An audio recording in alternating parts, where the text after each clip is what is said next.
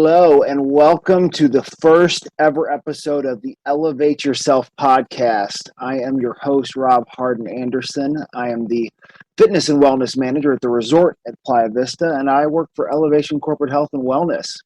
And in each episode of this podcast, I'm going to be having a conversation with folks from all different walks of life about how to elevate yourself. And it is my hope that these conversations will make you think, they will force you to change your best, and as a result, help you get a little bit closer to becoming the best version of you. The resort in Playa Vista is a state-of-the-art facility. 11,000 residents have access to our residential-only facility.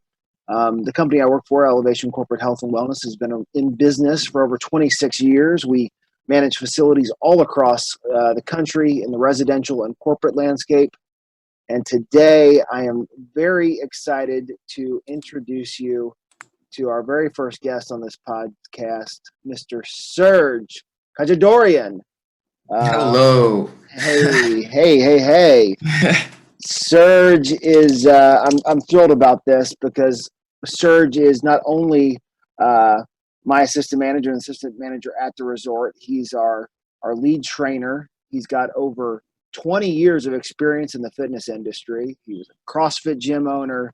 He's a rugby coach. He's trained private clients of all ages. And on a personal note, he's been my coach when I was trying to run Spartan races for the last couple years.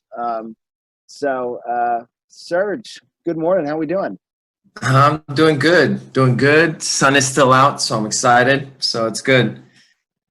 It is Serge and I, today is March 19th, 2020, and we were, when we originally were going to do this, we had plans to be in the same space together to record this at the resort, but as a result of social distancing, we are a couple miles apart here in California to record this today. Yeah, it's the new norm right now. Everyone's staying at least 6 feet apart. It is. And I want to get into that with you, Serge, as we get going, because I know that I'm getting a lot of that from folks on Instagram and from clients and what people can do during this period of time. And we'll get into that. But I wanted to first just I wanted to open it up to you. I always think I like to say to people, and you've heard me do this in interviews when we've interviewed folks to try to find the right fit for an individual to join our team at the resort. But I always like to say, start at birth and go till now. All right. Let's go from birth. So I was born in Beirut, Lebanon. That's in the Middle East, for some of you that may not know. But for the most part, I don't remember anything from there. I was 3 years old when I moved here, when my parents brought me here. And, from there, I went to an Armenian private school because my parents didn't want me to forget my culture. I'm Armenian. So, they made sure I had to remember that. And graduated in 98. And I would say in probably 98 is when I decided to join the fitness industry. That was my first job, was a front desk employee checking people in at a gym in 1998, right out of high school. And I was still going to college. I didn't know I wanted to be a trainer, just kind of moved around in the fitness industry for a couple of years as a manager. And then I decided I wanted to be a trainer. I always loved working out. I was a 4-sport athlete in high school and was always athletically fit, always came easy to me, So I decided, you know what? I love teaching, but I'm not really a fan of teaching kids. I don't have children myself, so that should tell you, it's not the easiest thing for me.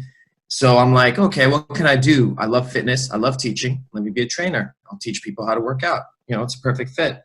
So I decided I want to be a trainer. I did one of the things that a trainer taught me when I was young. And this is, I hope a trainer is listening, or someone that wants to be a trainer and they hear this. They're like, listen, you want to be a trainer? Don't make the mistake that most trainers make. Become a salesperson first, learn how to sell. Because most trainers become trainers because they have passion for fitness, and they forget the business side of it. They forget that's a business just like anything else. You could love teaching, you could love working out as much as you want. If you don't know how to make a business out of it, you're not going to succeed. So they're like, learn how to sell. Took that to heart. did sales for a year or two, and then decided, okay, now I'm ready to become a trainer. Became a trainer. It was around 2000, something like that. And someone turned me on to CrossFit around 2003. It was still almost brand new. It started around 1998. And I opened my first CrossFit gym, or my only CrossFit gym, in 2005. And I did everything in that gym. I taught every class. I did maintenance. I did marketing. I did everything. I had trainers that taught classes with me, but I did everything for 7 years. Got burned out, sold the gym to my assistants, and I moved to Sri Lanka. Just me and my girlfriend packed everything up, and we moved to Sri Lanka. I had a good friend that I made in college times. He was Sri Lankan, and he's like, why don't you come over here? It's a nice tropical island. You'll do really well with your experience, your knowledge. I was like, all right, that's not a bad idea. Who doesn't want to live on a tropical island? Moved to Sri Lanka, and my plan at first was to open a training facility there and do the same thing I did here. But then I'm like, you know what? Through friends, through contacts, I came into contact with this high school there, this, I guess, a boarding school, you would call it. And they hired me as their strength and conditioning coach for their rugby team. And through there, I kind of just did that while I was there for 3 years. And I decided to move back, some personal issues, family issues, health with my mom and things like that. And when I came back, I decided I had to do something different. Personal training was just saturated by the time I got back to the States in 2015. There was boutique gyms everywhere, CrossFits were everywhere, training was everywhere. Everyone and their mother was a trainer. So I'm like, I got to do something to stick out. So what I did was, you hire me as a personal trainer and as your meal prep cook. So what I was doing was training a few clients, and I would go to their house, train them, maybe 3 to 5 days a week. It was more commitment, kind of a little more commitment-based training. So it was 3 to 5 days a week at least. And I would stay there, cook their food, prep it, put in their fridge, and then they're ready. And I leave, and they have their food ready to go too, which most trainers didn't really do that. So that's how I stuck out. And then I kind of was starting to miss the gym culture. You know, you kind of miss it, the clanking of the iron, you know, the grunting and people sweating and, you know, just putting in work in the gym setting. So I'm like, I think I'm going to try to get a job at a gym again, kind of pick up some clients. I missed that setting. And through, you know, online job recruiting things, I found Elevation, and I'm still happy I did, because I'm working there now. It's a great company, and it's a lot of fun, you know, and that pretty much brings us to now. So now I'm kind of doing the assistant managing thing at Elevation, training my clients. I've put the private client thing on hold. I only have one private client that I still see 5 days a week. Other than that, it's mostly at Elevation, which I love. And yeah, that brings us now to the present. That was awesome. And I hope that anybody that's listening to this, and this is why I think this question is so great, because it gives the individual, for anybody that's listening to this and looking at like hiring or getting to know somebody, I asked Serge that question, and I learned so much about you in that. So many of those things I already knew about your background, but there are so many interesting things in there. And so, and in that you were vulnerable, and I learned so much about you. And I think that's why that question is so great. I want to unpack some of those things you just shared with us. So I'm going to take it all the way back to the Armenian private school. Tell us about that, and kind of how those experiences inform who you are today. I always say that a big part of what informed me was when I spent almost 5 years of my childhood, from the time I was 5 till I was almost 10, living in England. And I went to a private school, and I had to wear a tie every day. And that structure taught me discipline, and I believe that still carries with me today. So I'm just curious about the Armenian private school and what you learned from that experience. Well, that's one of the things that really sticks out, is the discipline and structure. Because they're private, you know, they have their own kind of rules that they could kind of set for the school. So they have certain rules, certain time structures, and, you know, they stick to it. And if you don't, you get kicked out. You know, that's the thing. They can't kick you out. Whereas a public school, they can't just, you know, because a student keeps coming late to class or is not wearing the uniform, right, they can't discipline them by just saying sorry. There's certain rules they have to follow. But a private school, that's one of the things is you have a uniform, you have to wear it, and it's certain measurements you have to follow. And I know it sounds to some people like, man, that's who wants to live that way. But you'd be surprised the discipline that carries over in your life afterwards. That just learning how to have that discipline makes a big difference. One of the big things that I love about the private school, if I had children, and of course I would do anything if I could afford it to send them. This is one of the big reasons is classes. My biggest class was 22 students. Right. In a classroom, which makes a big difference when you're learning. You cannot hide. You can't hide, right? And the teacher can give you better attention. There's only 20 students.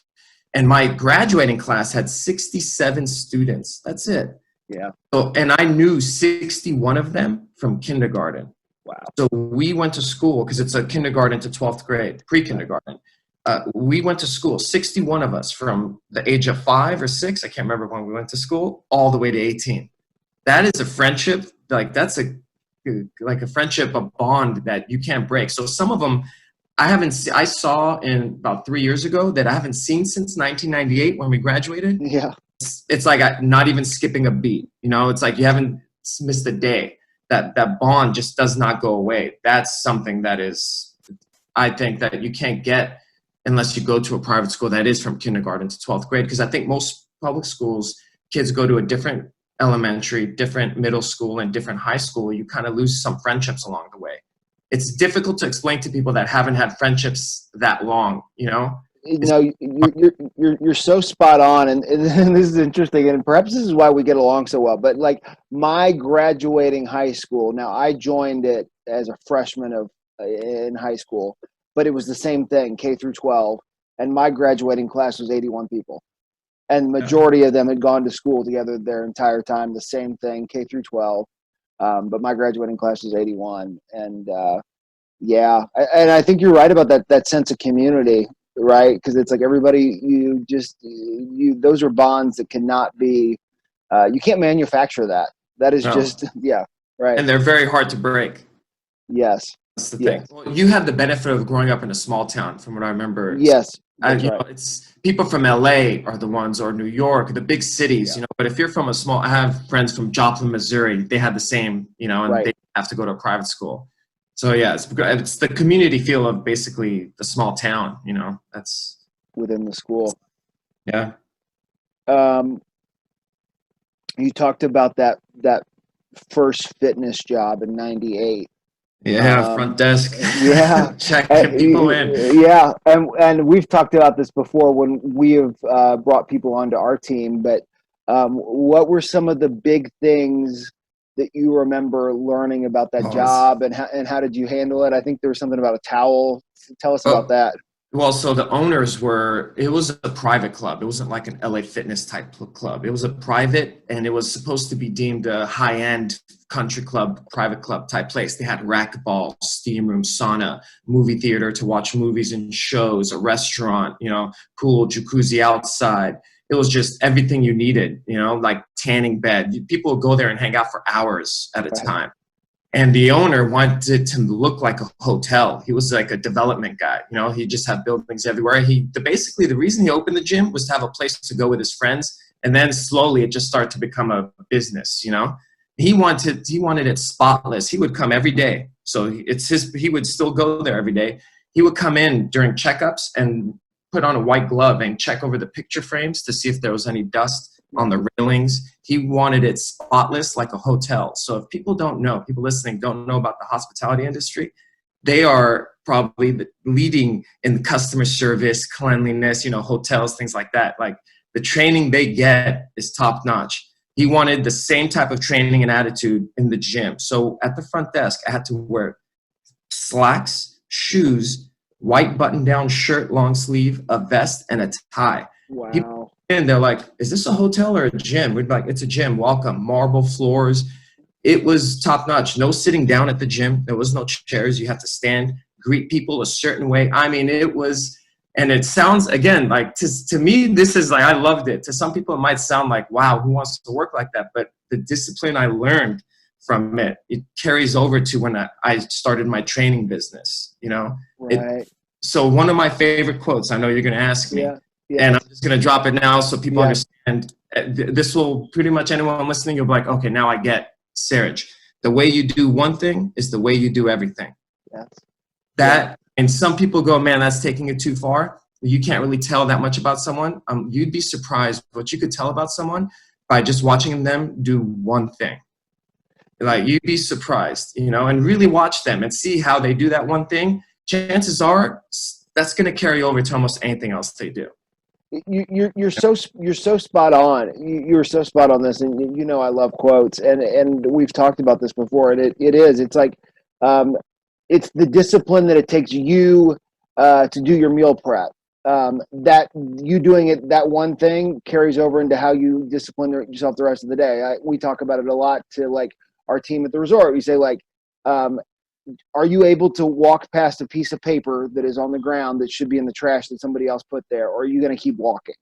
Right? Like, no, it's not in your job description, but are you going to bend over and pick up that piece of paper and put it in the trash? I'll tell you this right now. So let's say we're walking with an employee and they don't pick up that paper. Right. I'm going to make an educated guess. Chances are, and it might sound mean, their house is a little sloppy too. I bet you there's a sweater on the couch, maybe a pants on the floor. Right. And that's an educated guess. And I could be wrong. Maybe that day, right? But chances are somewhere along the line that week, he gets, you know, like, or she, like whoever it is that didn't pick up the piece of paper, chances are they do the same thing somewhere else. Like maybe an appointment, they're like, I'm a few minutes late, it's okay, right? It's those little things, you know? Yeah. And it shows. It totally does, and it totally carries over. It absolutely carries over. And I think the other, just to go back to that first job of yours, where you were dressed up like a bellhop, working in a gym.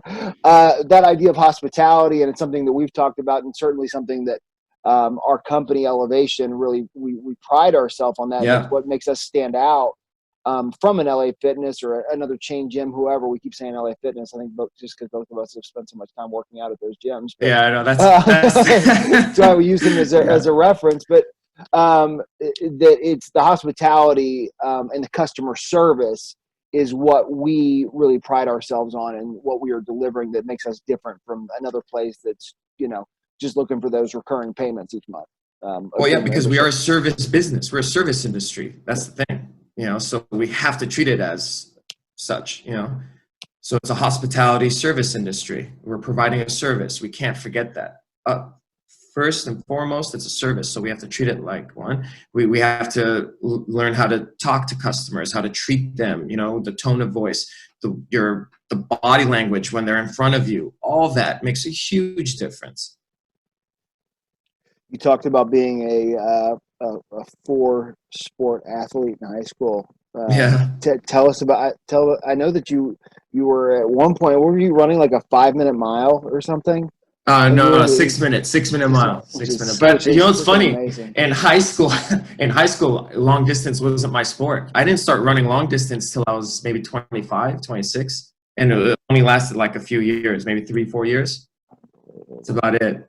And at one point, I was running this same park maybe 3 times a week, and it was about 5-point-something miles, Balboa Park, if you're familiar with San Fernando Valley. Anybody out there listening? Yeah. And around the entire thing.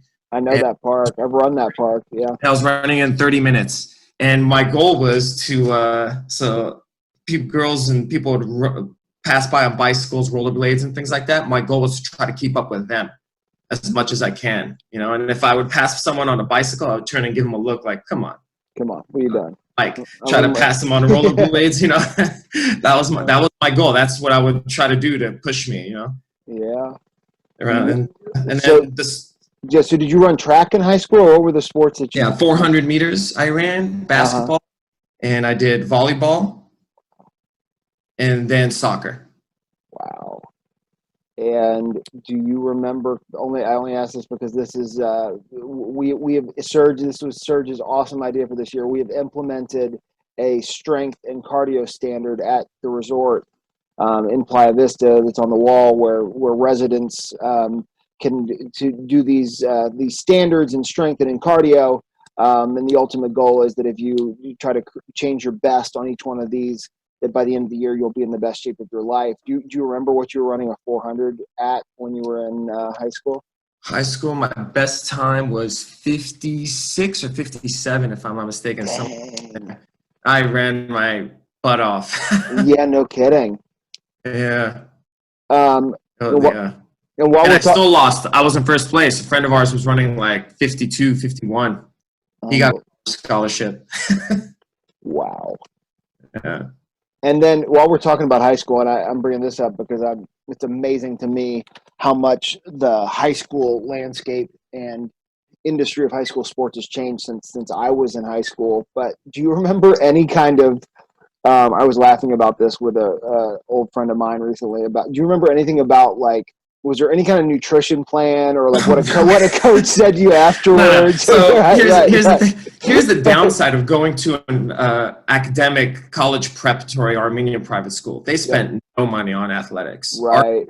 Someone's Armenian dad or like uncle, he was smoking cigarettes outside. We would go. I don't know if you know the Middle Eastern culture. Armenians, they smoke cigarettes from a young age. So we'd go to other schools, right? And they weren't Armenian schools, and we'd be outside going over the plan because the coach wanted to smoke a cigarette while he was going over the plan. The game plan. He's like, all right, guys, this is things like that. All right, run suicides, shoot around. Things he kind of learned from other people and stuff like that. There was Yeah, right. I know.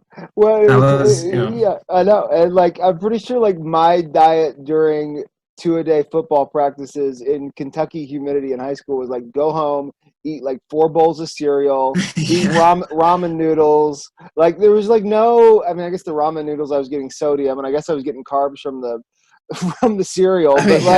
But like now it's like I go back to my old high school and it's like, all right, so we have protein powder here. Like they've got a whole like protocol and procedure. They probably have a nutritionist. Just about, just about. Like, and they've got it all there on site for all the players after the workout, after the lift, before they're going wherever. It's just, it's amazing. I mean, I think about like we would take a bus trip to an away game that was like 2 or 3 hours away. We would stop at a Golden Corral. I don't even know if you have those in California.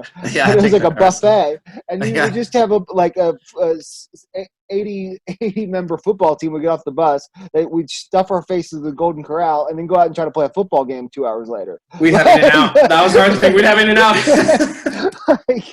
I mean, it's remarkable where we've come. It wasn't optimal. We got through it, but imagine. We have the things we have now. My goodness, that's why I get upset when kids don't take advantage of it either. But right, what they have at their disposal. Right, yeah. right. But in some ways, maybe that grit helped us that they don't have today. I don't know. Yeah, some people might argue that. Yeah, they lack that grit. You mentioned your the sales job, and I want to hit on this because you're excellent about this, and it's something that I know I experienced when I first started as a personal trainer, was this idea of making sure that you are running a business, that you're prioritizing your time, and that you're very clear about what the expectations are. Talk to us a little bit about that sales job and going that route first, and what you learned from that, and kind of maybe a trainer that's starting out, three tips on how to make personal training a business. Yeah. So, I mean, what people, I guess they start to realize is selling an intangible. What I mean by that is something you can't really touch or hold. So selling a computer is very easy to somebody. You just have them hold it, play around with it. If they like it, chances are they're going to buy it, right? I mean, it's not too hard to sell that. But what we're selling, they can't hold, they can't touch.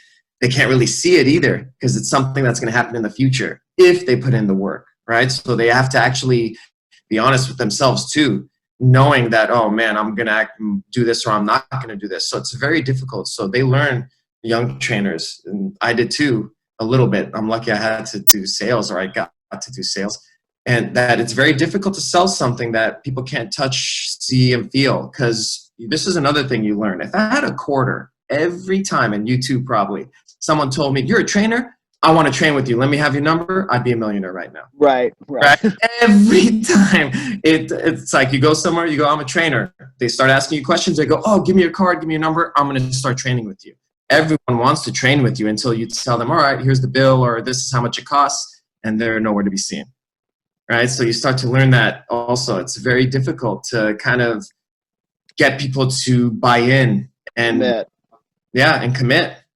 And, so a couple of the tips I guess I would give to trainers is treat it like any other business you would, right? If you were doing, let's say you open up a mechanic shop, you have certain rules, guidelines, prices. You wouldn't open up a mechanic shop and just not put any prices. Anyone that comes in, you go, it's this much a session. And then you just keep dropping it, or they go, I don't want it. Okay. And then someone else comes in, you go, it's this much a session. There's no rules, or there's no standards, there's no contracts, there's nothing like that.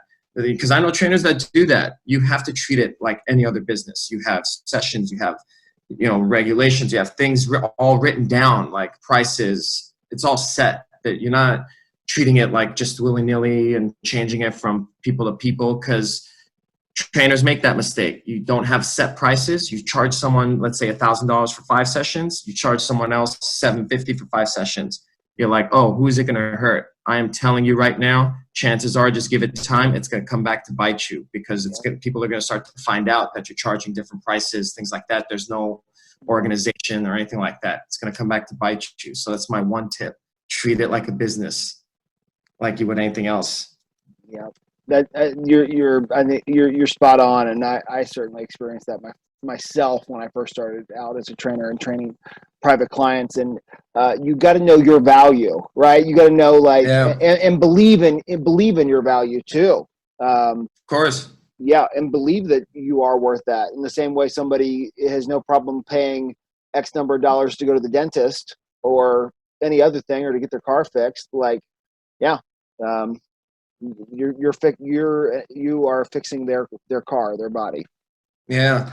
And second tip, always remember the industry you're in is the service industry. So you're providing a service. So you don't try to fit the client into your program. You fit the program for your client. So every client is going to be different. So remember that you're providing a service. And that's probably the second tip I could give. It's important because a lot of trainers forget, and what ends up happening is they're like, I can't keep a client, or I can't get any more new clients because the client they're trying to keep, let's say, they're not giving them the service that the client wants. Let's say they're into strength training. They're a power lifter, by just the way that their liking is powerlifting. They'll get a client, and I've seen this before, and they start to get the client to try to do powerlifting and weightlifting instead of sitting down, meeting with the client and going, okay, my job is to provide the service that my client needs. So this is what my client needs. I might have to shift a little bit and introduce different types of methods and things like that. So remember that it's a service. You change your service for the client and give them the service they need. Don't try to fit the client into what you think they need. It's very important. Right. And that kind of goes back to and we have seen this before too. And it's who is it about? It's about the other person, right? Like it's not about what I want as the trainer, right? Or it's really servicing that individual specific to that individual's needs. Yeah. We've all seen that. And I'm sure there are people listening that have had that experience with a trainer. We've heard those horror stories during an initial assessment about their previous trainer who just made them do 300 burpees just to make them do burpees. You know what I mean? Like where it's like, or they did a back squat, they start putting weights on the bar, right? Because strength training. Right. I mean, with my experience, what I do in the beginning is I give them the service they want. If someone comes to me saying, I want to be stronger, we start strength training because that's what they want. And then maybe I start to notice that they need more mobility work, right? I might sneak it in without them knowing in between some strength exercises, but give it time, right? You give them what they want, they're going to stick with you, right? Because you want the client to stick with you. Right. Their needs will change also. What they want will change also. So just give it time, and maybe they'll start to notice, like, you know what? I am getting stronger. Thank you. This is great. But I'm starting to notice I'm a little tired. I'm not moving as well. And that's where you go, okay, you know what? This is where I think you should maybe start to add this. And once they have trust in you because you're giving them what they want, then they'll start to open up even more and be like, you know what? What do you think I need? You'd be surprised. After a few months, they've gotten what they wanted. They're sticking with you. They're like, you know what do you think I need? You're the professional. Let's switch over to what you think I need. Let's work on that because they've already hit their goals. right? So just give it time and you'll be able to work on what you want, you know. And I don't know, this may be your third point here, but I know that you've expressed this to me before, and I think this is the truth, that you view clients as long term, right? Oh yeah. This is not when you are taking on a client, you don't just go, I'm taking on this client for the next 4 months. You view them all as projects, and you plan. They're all projects. Yep. That's right, and you anticipate being with them for, it's a long term investment. Well, because I'm honest with them. So Right. I could tell I'm honest and I'm very transparent and I explain to them how long it will take for their goals. And you know how people have hefty goals. So Sure. I'll explain to them, they'll give me their hefty goal. I'll explain to them how long it takes. So, and I tell them this is how long it takes. So that's how long it's going to take for us to work together. You know, so, and as long as people start to learn, it takes a long time. It's for you to change completely, like transformation takes at least a year. I know it might sound long to some people, but ask anyone that's actually transformed, and give or take, it's around a year at least. You know, so of course it's going to be long term. You know, there's no way around it. So they start to notice and start to see that, you know, this is how long it's going to take. So let's do it, and then we get to work. You're so spot on how long it really takes. That I want to get into programming here in a little bit, but I mean, it is as much as like, and you've read these studies too, of that it takes 4 to 6 weeks just neurologically for the body to change when it comes to adding a load of weight. Yeah. And then if you are diligent about it and you are doing deliberate practice, your body everybody's different, but your body itself, from a comp standpoint, is going to take anywhere from 8 to 12 weeks to start to even change it all. Right. So that's why. And almost everyone learns that new. Most general population doesn't know that. And right. They don't learn that from different trainers. That we'll get into that once I talk about what's marketable and what works. But that's not marketable. So they don't really learn that either when they look online or places like that. So right.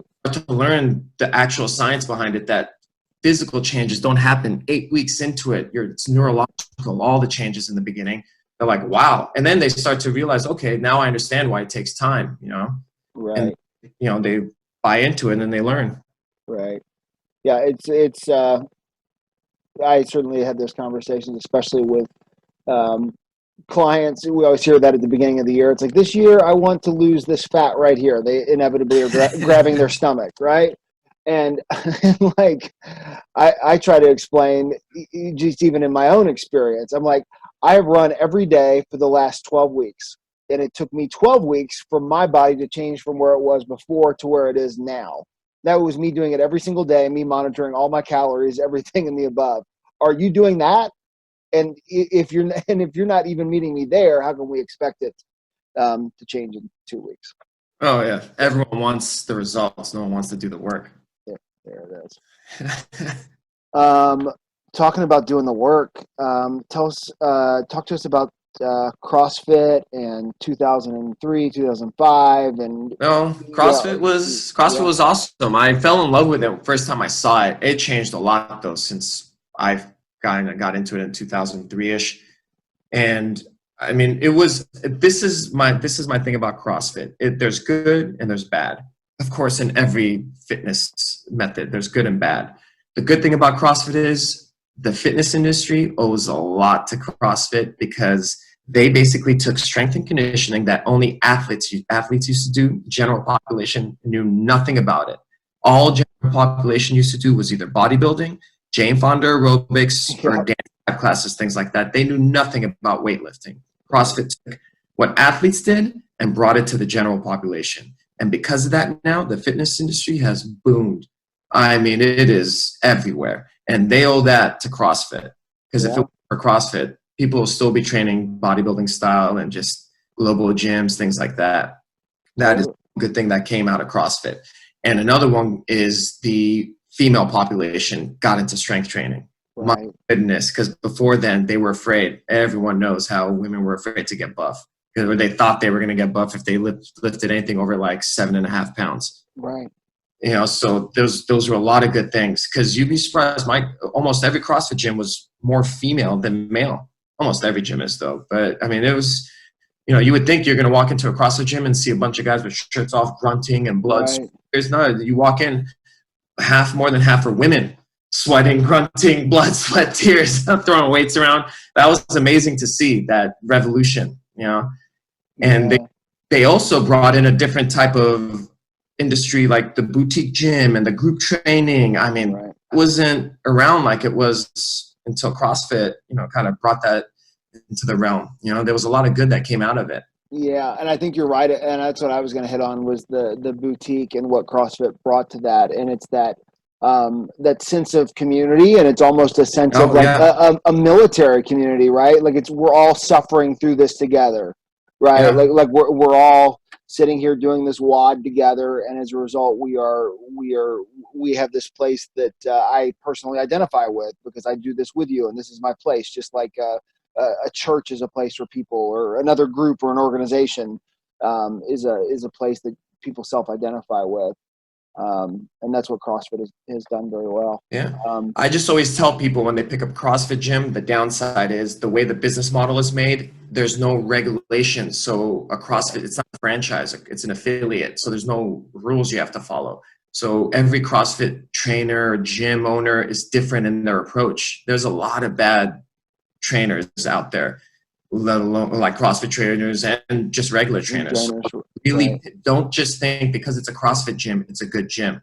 There's differences between a lot of CrossFit gyms, depending on the owner, the trainers. So pick one that has trainers that follow, sound principles in training, because you could really get hurt. I mean, you could get hurt doing anything, but just because it's a CrossFit gym, don't think they're all good. There's differences between them too. Right, and each one's unique. You talked about that you did everything for 7 years. So you were doing everything from, you were teaching multiple classes a day. I was teaching all the classes. All the classes. You were scrubbing the toilets. You were filling the chalk buckets. I was doing the marketing. I was doing the on social media. I was trying to design the T-shirts that we had, like the merchandise. Yeah, pretty much everything except the accounting. That I was like, I'm not doing the accounting. That's not going to happen. You outsourced that, which was smart. Yeah, that's smart.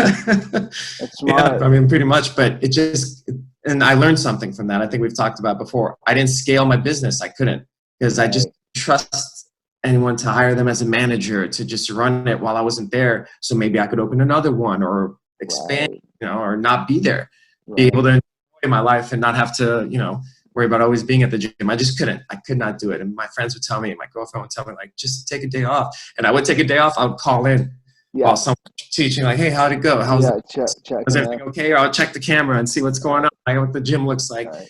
It just, eventually I burned out. So I learned if I were to ever do it again, I would definitely just try to trust someone and go for it and try to scale and let people take over so you don't have to spend so much time there. And that's something that we have talked about, and it's certainly something that I have learned myself, that in leadership, the ability to delegate and to trust others is leadership. It's certainly something that I have grappled with, and we've talked about this before, whether it's me running by the resort at 4:30 in the morning to make sure the lights are on because I'm afraid that the person that's supposed to turn them on isn't going to show up. Like, at the end of the day, that doesn't behoove either one of us, myself or the person that's supposed to open. Yeah. Like, you got to trust people to do their job. But it's hard. It's not easy, especially when you set a standard for yourself and what you want it to look like, and what you expect.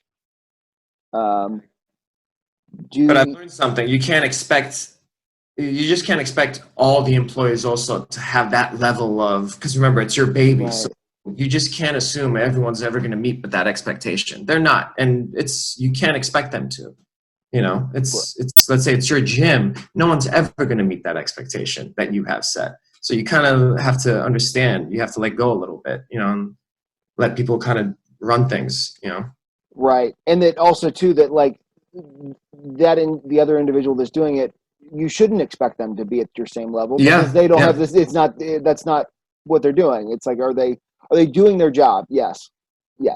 Then they're good. Yeah, exactly. They're good. Right.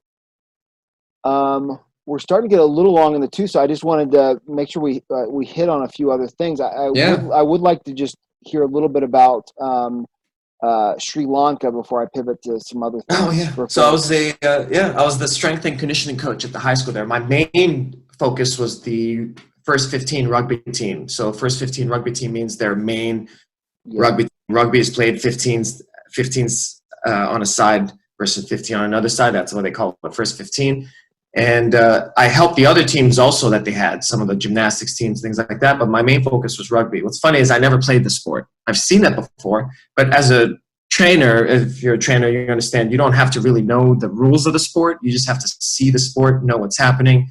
You have to know, and then you'll learn, what energy systems they're using, what strength they need, power, things like that, what's important, and then you just start training.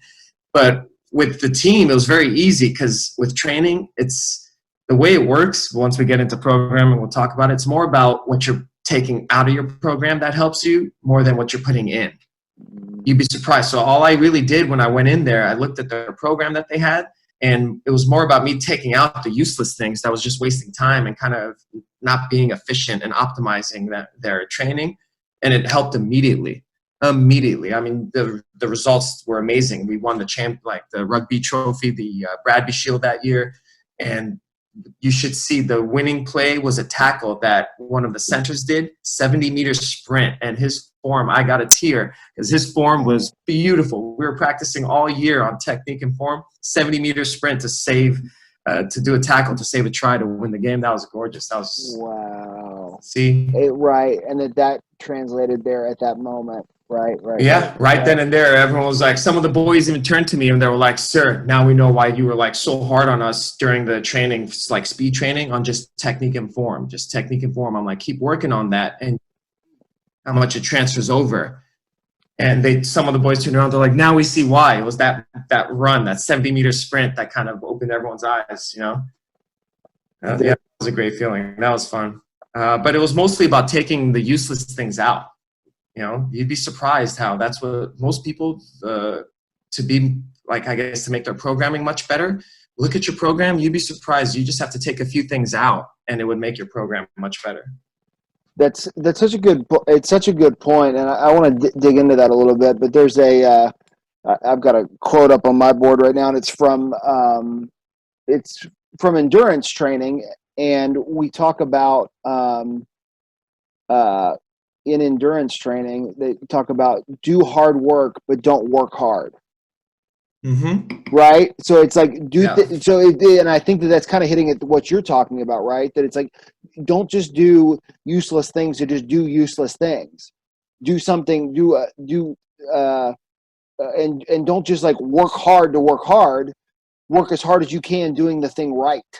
Yeah, exactly. So if we say, let's say, it's 8 ball slams. A lot of people always have trouble. They're like, 8 ball slams.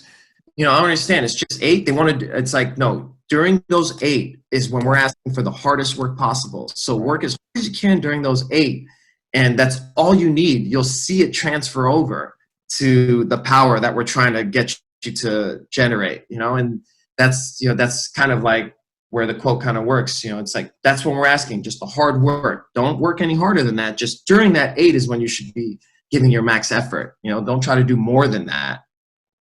And that's so hard for people because they don't trust it, right? Isn't that what it kind of comes back to? Yeah.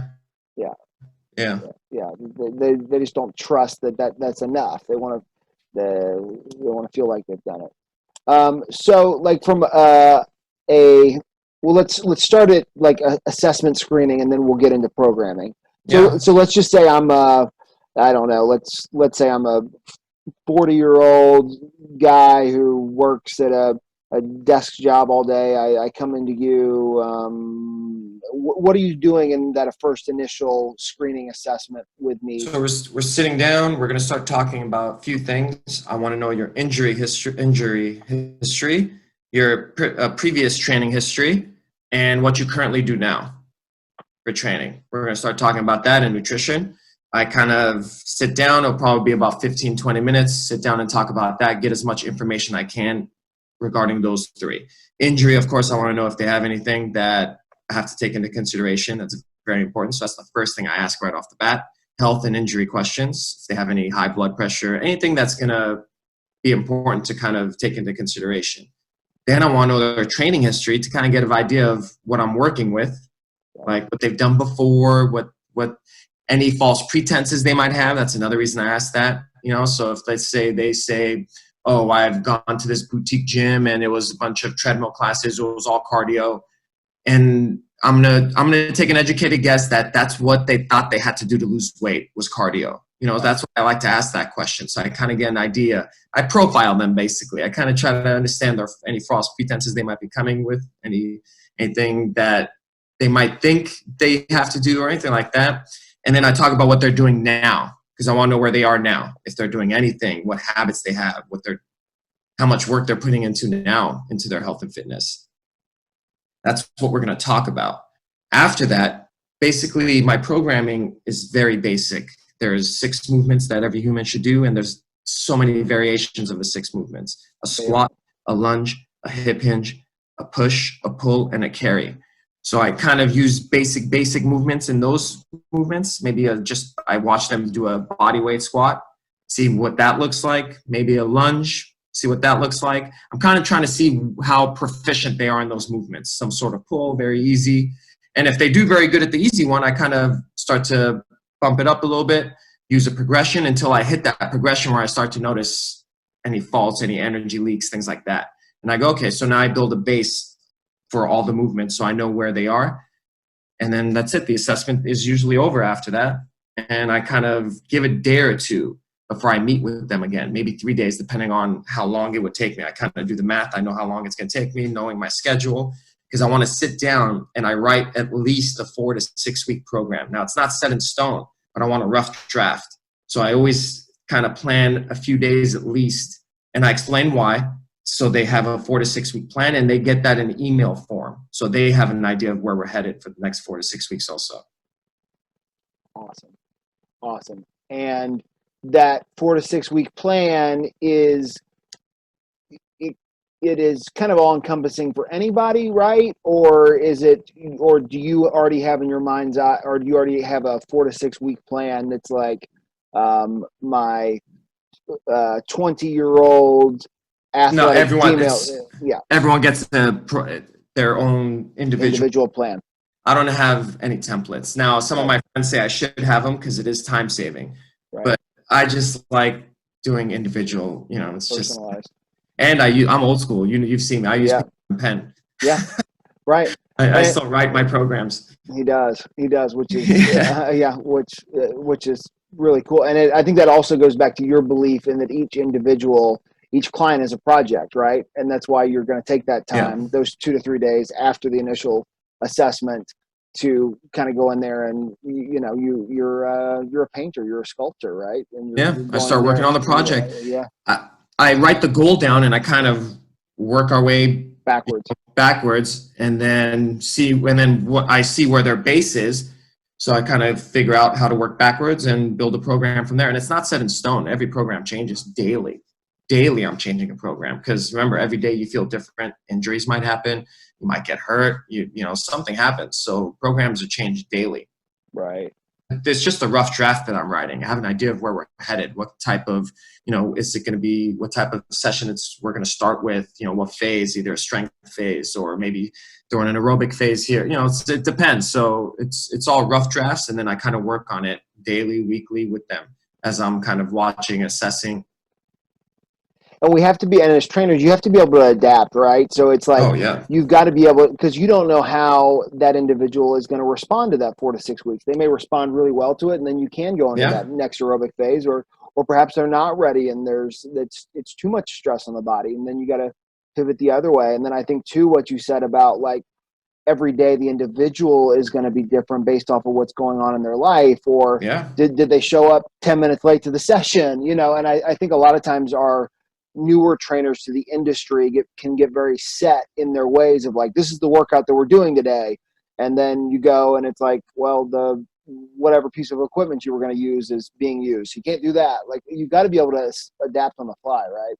Oh yeah, of course. That's why I try to write the movement down. So if let's say I usually write down 2-arm row. I don't write down what it is. Standing, seated, chest supported, because let's say the seated rows are busy. I'm not going go, okay, we're going to wait or we're going to skip it. No, I know that my client has to do a 2-arm row, right? So I'm just going to find the 2-arm row that we could use at that moment, and I'll note of it. So then next time I'll try to use the same one if we can, because I want to see progression, of course. Yeah. If we can't, I make a note of it, So I have notes of everything. So I know where they are in the seated row or the standing row if we had to do that, or the dumbbell chest supported row, whatever we had to use. I'm all about keeping track of everything, because if you can't track it, you can't measure it. That's right. That's right. If you don't measure it, you can't manage it. Yeah, there you go. Yeah, if you don't measure it, you can't manage it. So, and I have to see progression in everything.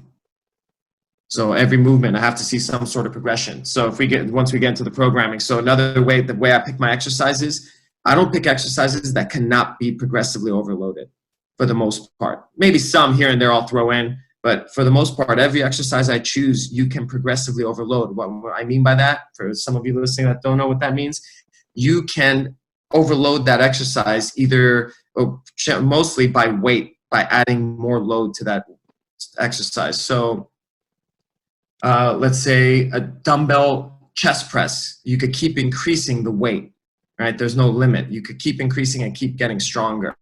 But let's say a clapping push-up, I guess you could add a body weight vest. I don't really know. See, I'm trying to find a good example here. I don't use many exercises that you can't, so I'm drawing a blank here.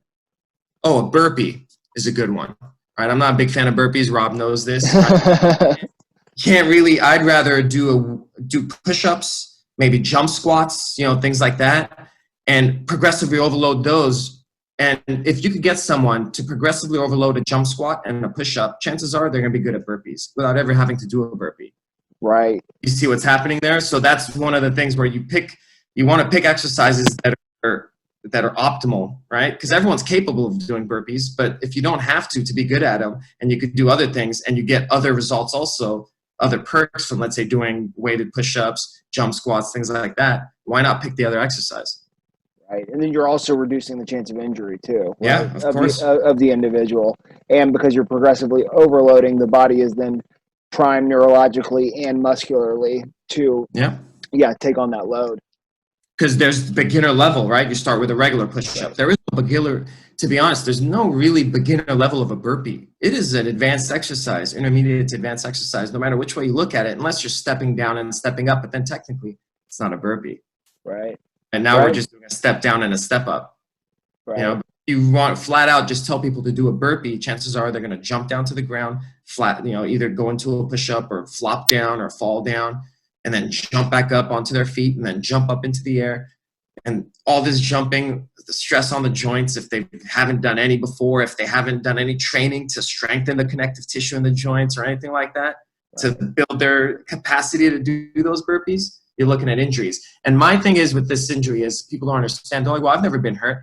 You have, right? You've had these little pains in your wrists, but you don't connect it to burpees because it happened, let's say, a year later during, you try to pick something up, but it's that wear and tear that the burpees put on your wrist, and you try to pick up something and you felt this pain. You're like, oh, I just tried to pick up this bag funny. That's what caused the injury. Chances are it's that weakness that's been kept getting loaded every time you put your hands down to do a burpee. Right. And then just that one movement that was the straw that broke the camel's back that caused the pain, but you're not going to connect it to the burpees.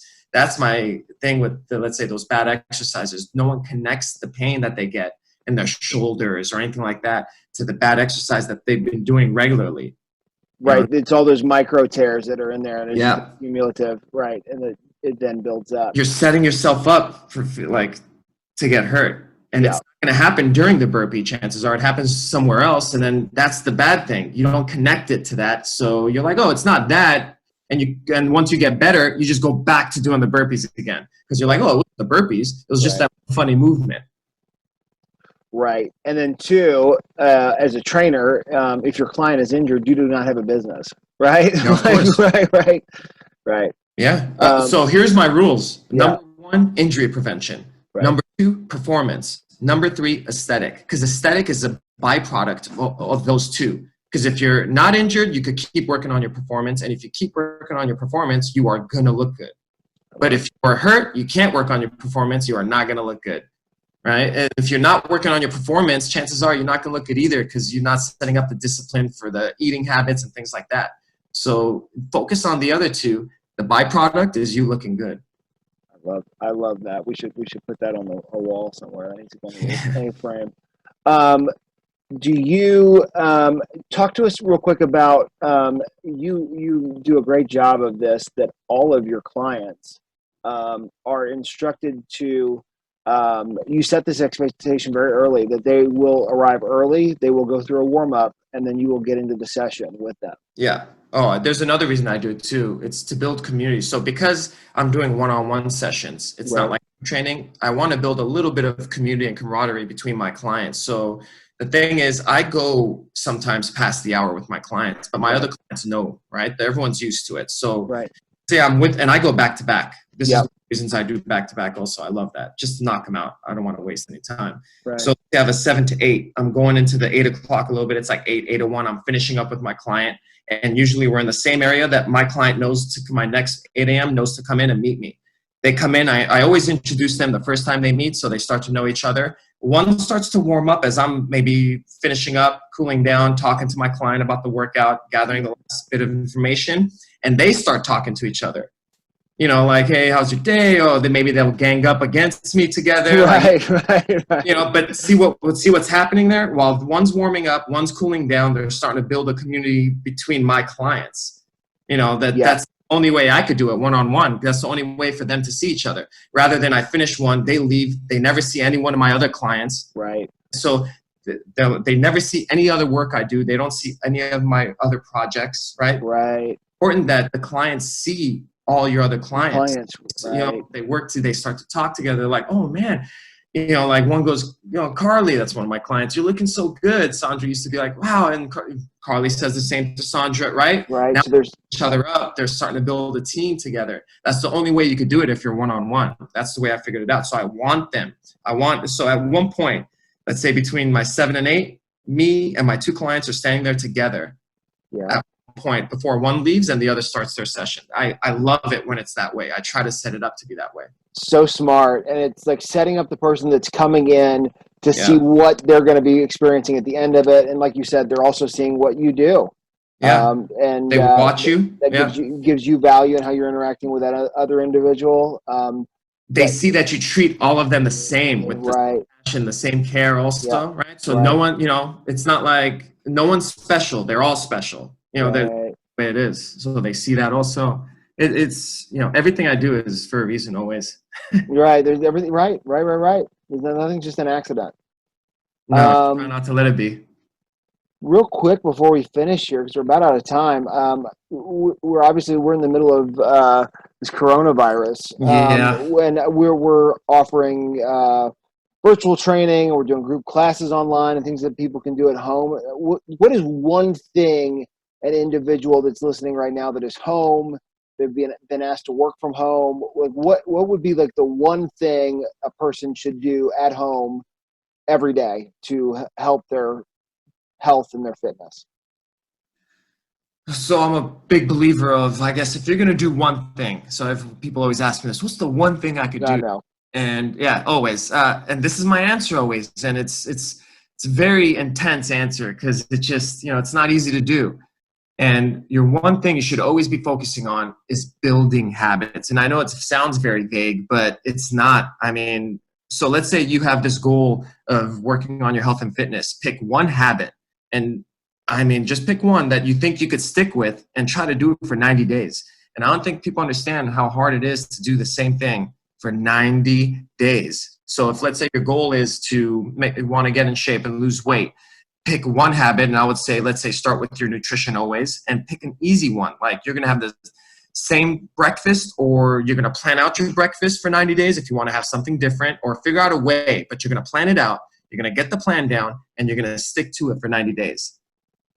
Start with that. Always pick habits to work on. That is my one goal that I always tell people. If you want to change your life, start with your habits. It's intense. People are like, well, isn't there something else? Like, isn't there an activity I could do? Isn't there like a meal I could eat? No, there isn't. Right. I tell you this. You know, like And I always say, okay, pick someone that you are idolizing, right? And let's say if it's someone young, an athlete, they go, oh, LeBron, Kobe. I go, man, you shouldn't have picked that person, because I'm telling you right now, they would tell you even more. Like, do you have any idea of the habits they have? That's right. You know, like if you know. That you're so right, and that about like what truly elite individuals do in terms of routine, and that you have to be able to do the boring. Like you don't, you have to be okay eating the same thing for breakfast or eating the same thing for dinner, or if you're not going to do that, like you said, okay, spending the time to plan that. Yeah, you'd be surprised how many people aren't ready to eat the same thing every day, or to have the same routine every day, whether it's to go to the gym or to make the meals or not eat this, or to plan. People don't want, they're like, fine, I don't want to eat the same thing every day. If I go with your other option is to plan every day. You could eat something different every day, but know that, you know how hard it is to sit down and go, okay, today I'm eating this. Then again, tomorrow you got to sit down at some point and go, okay, I'm eating this. And then the next day you got to sit down again, and then you got to do the numbers, right? How many calories that. I go, that's even harder than eating the same thing every day. But most people don't want to do that. And most people don't, either they know that the people that are there, right, the elite that have hit the goals that they want to hit, that's what they do. They either don't know or they know and they're like, I don't want to do it. That's right. I'm just going to be as blunt as I could be. Those are the only two options I could think of. You either know and you don't want to do it, or when I'm telling you, so now you have the choice. Right. And the two, and if you don't want to do it, then you better outsource that food to somebody else to do it for you. And if you can't afford to do that, then you're going to have to take that on yourself.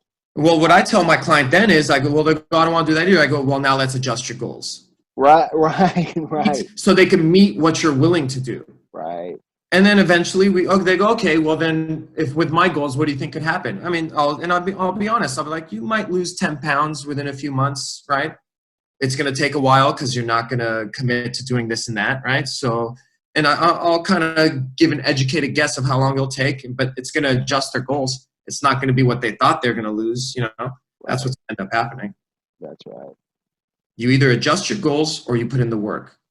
One of those changes has to happen, right? So if you have to put in the work to reach the goal that you came to me with, or if you don't want to do that work, you have to adjust your goal and do that work, you know, to reach that goal. One of those is happening if you want to change. And I think that I wanted to ask you, we're about out of time, but I wanted to talk about your nutritional belief system. And I think that that's kind of what you're hitting on there, that when it comes to nutrition, that it's really habits is really what it comes down to. Like I was saying, like you're not going to sit up your way to a six pack.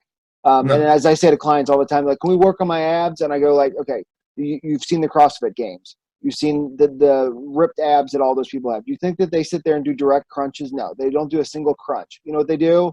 They lift heavy weight and they run. Like, right? I mean, and they're not doing direct ab. They may do a little bit, but that's the thing. It's diet. It's diet and then doing hard work in a specific capacity. Yeah, and it's all about just habits. Nutrition is about habits. People don't realize you have to build a habit of eating the same thing every day or planning every day. Because I know people that plan every day. They don't want to eat the same thing every day. So they'll plan every few days ahead of time, which that works too. But they sit down and take the time to plan. But once that becomes a habit, it becomes automatic. But remember, it takes time. You have to do it every day for at least 90 days for it to become a habit. You know, it's all habits. And once people form the habits, they change. And if they don't, you see those yo-yo dieters where they'll change for a few months, maybe a year, and then they go back. They change for a few months, and then they go back because they don't build habits. They just go hardcore for a few months, lose what they need to, and then go back to how they were living. Lose for a little bit, and they yo-yo back and forth, back and forth. Right. And then that right there goes back to the bigger point, and you've talked about this a lot, and I could not agree with you more, that we are training for the rest of our lives, right? So it's forever. So people go, oh, I missed 2 weeks for workout because of this, that, and the other. You go, okay, that's fine. What is 2 weeks in your, how long do you want to live till? You want to live till you're 90? Like in that period of time, that is nothing. That is just that's a blink of the eye, Yeah. right? You could even go less than that. With my clients, they go, oh man, I missed 2 weeks for vacation. I go, we have 56 weeks in a year. I go, now look at 56 weeks. I go big. I open my hands up nice and wide and look at 2 weeks in the 56. They go, oh, okay, that makes sense. That's nothing. 2 weeks, 56 weeks. You know, you got to look at the bigger picture and then go down to the smaller one, you know.